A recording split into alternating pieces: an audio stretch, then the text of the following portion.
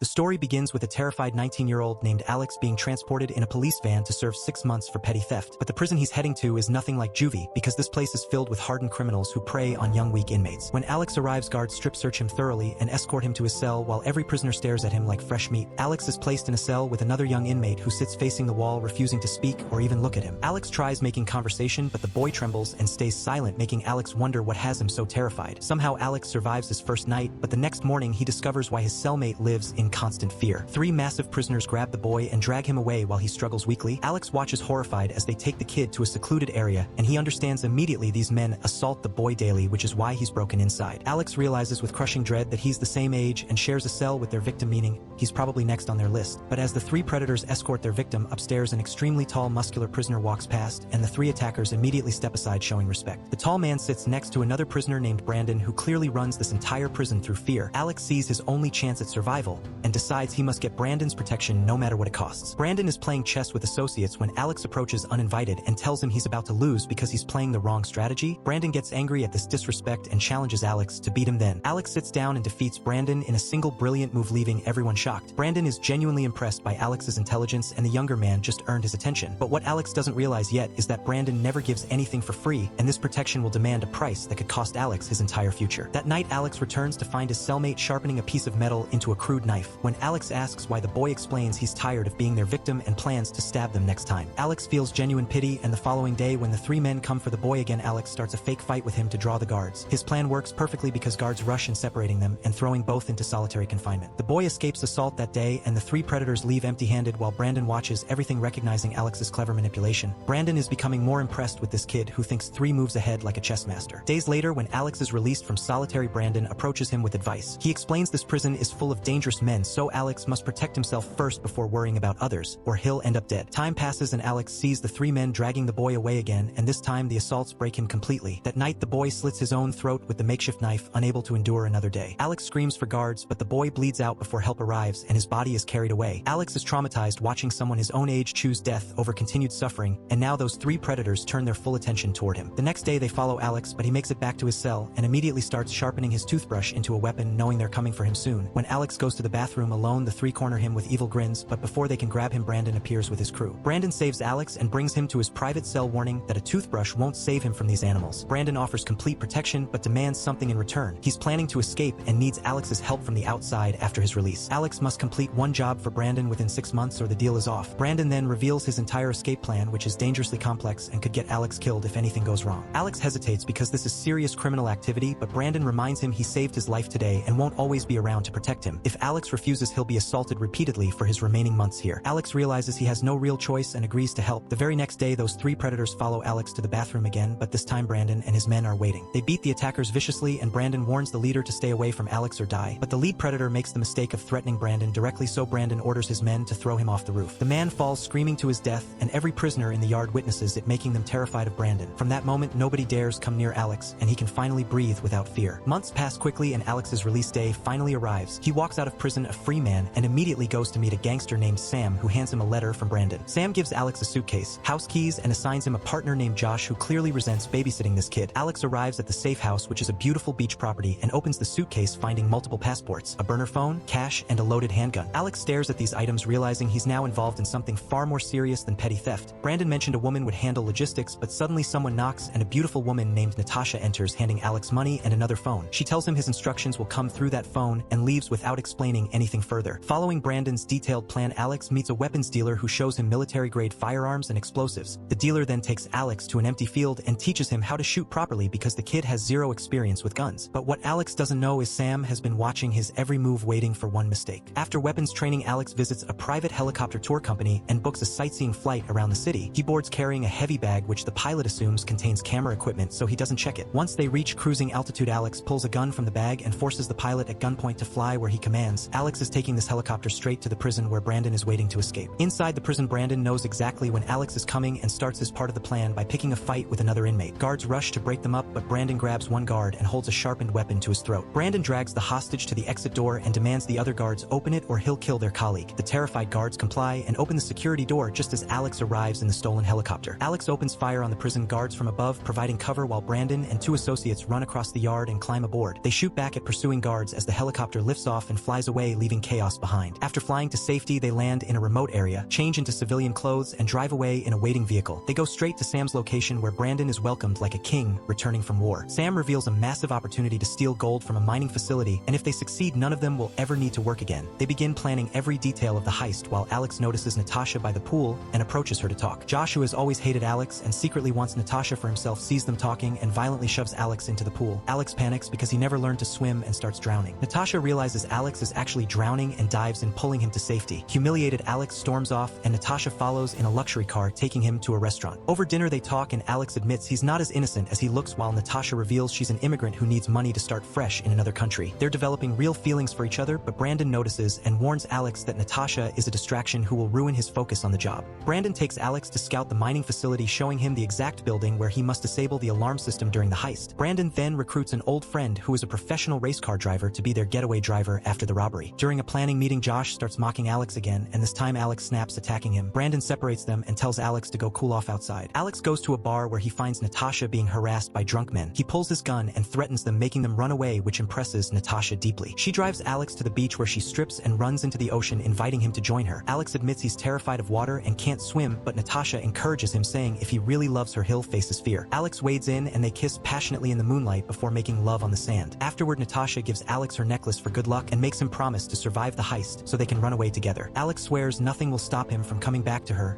and they both dream of the life they'll build far from this criminal world. The day of the heist arrives and everyone disguises themselves as security guards with fake uniforms and IDs. They approach the facility and the real guards let them through, thinking they're scheduled workers. Once inside, Brandon sends Alex through the ventilation system to the control room where he sabotages all security cameras and opens the locked doors from inside. Alex then holds the control room workers at gunpoint while Brandon and the crew enter. They round up all guards and employees, promising not to hurt anyone if they cooperate. But here's where Josh's instability becomes a deadly problem that will destroy everything. Brandon orders Josh to watch the hostages while he supervises melting down the gold into portable bars. Josh, who'd been feeding information to Sam from day one, suddenly shoots a worker in the leg for no reason, claiming he did it for fun. Brandon is furious and pistol whips Josh, knocking him down hard because the gunshot alerted police outside, who are now surrounding the building. They finish loading 3 heavy gold bars into bags, but discover they're completely trapped with no escape route. Brandon thinks quickly and orders everyone to put worker uniforms back on and grab some real workers as human shields. When they walk outside, the police can't tell who is a thief and who is a hostage, giving them precious seconds. Brandon's crew opens fire and their race car driver arrives at high speed, allowing them to pile in and speed away. Police chase them through city streets and one officer's bullet hits the driver, fatally wounding him, but he uses his last strength to execute incredible driving maneuvers that eliminate the police cars. They make it to safety and hide their vehicle inside a transport truck, driving it to a secure location where Sam is waiting to take the gold. Brandon explains Josh went crazy during the heist, shooting people and forcing them to kill him, but Sam's behavior suddenly changes and he takes the gold and leaves coldly without splitting the money yet, which makes everyone suspicious of betrayal. Meanwhile, Natasha is packing to leave the city when Sam's men break into her apartment, saying Sam knows she plans to run and he sent them to kill her. Natasha fights desperately and manages to escape, calling Alex immediately. She warns him Sam has betrayed them all and is keeping the gold for himself. She also reveals police are heading to Brandon's house to arrest them right now. Brandon stops his vehicle far from home just as police cars pour into his driveway, confirming Natasha saved their lives. Brandon calls Sam, demanding answers, but Sam refuses to even acknowledge him, saying he has all the gold and they can't do anything about it. Brandon, Alex, and Natasha meet to plan how to steal back their gold, realizing Sam will try selling it in Melbourne. Brandon digs up a bag of cash he buried years ago in a graveyard, and they use that money to travel to Melbourne, tracking Sam. In Melbourne, they see their faces on television wanted for the gold heist, but notice Josh's photo is missing. Brandon realizes Sam orchestrated everything and Josh was his plant from the beginning. Brandon pays a contact for Sam's location and they begin planning to ambush his gold deal. But when Natasha brings food back to their hideout, she overhears Brandon telling Alex to get rid of her because she's a distraction. Hurt and angry, Natasha leaves, but Alex chases after her, swearing Brandon's words don't represent his feelings and he'll stay with her until death. Brandon, meanwhile, is attacked by one of Sam's assassins in his hotel room, but he offers the hitman double payment to switch sides. The assassin gives Brandon the location of Sam's gold deal, and the next day they ambush it, discovering Sam sent Josh in his place. They kill Josh's security team and capture Josh alive, taking him to their hideout. Josh refuses to talk even under torture, so Brandon locks him in a freezer for an hour until his body nearly shuts down from hypothermia. Desperate to get warm, Josh finally reveals where Sam is hiding the gold. They recover the gold, but no, Sam won't let them leave alive, so Brandon and Alex go directly to Sam's location. Brandon shoots Sam multiple times, killing him, and and they return to their hotel hiding the gold-filled suitcase under the bed. Knowing police are searching everywhere, they arrange to escape by boat,